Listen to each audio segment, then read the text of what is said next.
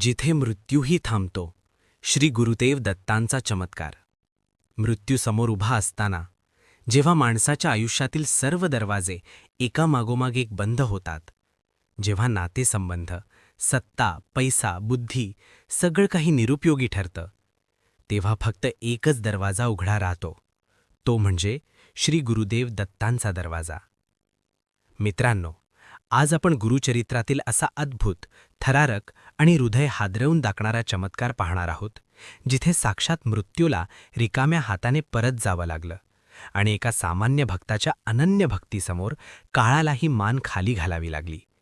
ही कथा आहे सायनदेव नावाच्या एका साध्या, शांत, गुरुभक्त ब्राह्मणाची. कथा सुरू करण्यापूर्वी एक विनंती. ही कथा मी मनापासून, श्रद्धेने आणि अपार मेहनतीने तयार केली आहे. तुमचा एक लाईक माझ्या कष्टांचे चीज करतो. कमेंटमध्ये दिगंबरा दिगंबरा श्रीपाद वल्लभ दिगंबरा जरूर लिहा आणि चॅनलला सबस्क्राईब करायला विसरू नका. संकटाचा काळ. सिद्धमुनींच्या चरणाशी बसलेला नामधारक विचारतो, सिद्धमुनी, खरंच गुरु संकटात धावून येतात का? मृत्यूसमोर असतानाही गुरु वाचवतात का? सिद्धमुनी मंद स्मित करत म्हणाले, नामधारका, हा प्रश्न शब्दात नाही, अनुभवातून मिळतो. ऐक, ही कथा ऐकताना तुझं हृदय भक्तीने भरून येईल. तो काळ साधा नव्हता. तो काळ होता एका क्रूर यवन राजाचा. तो राजा म्हणजे चालतं फिरतं यमराजाचं रूप होता. त्याच्या राज्यात धर्माला किंमत नव्हती. साधू, संत, ब्राह्मण, गाय यांचा अपमान होत असे.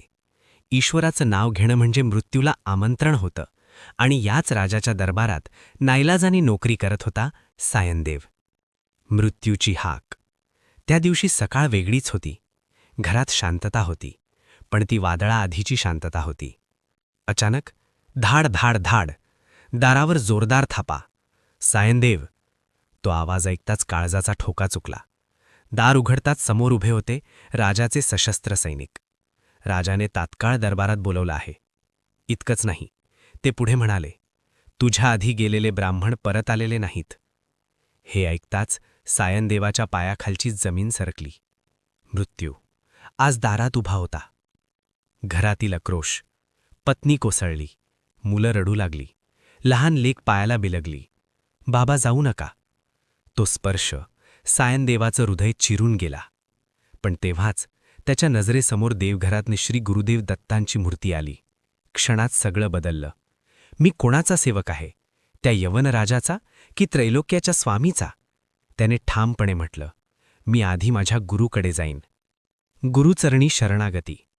सायनदेव धाव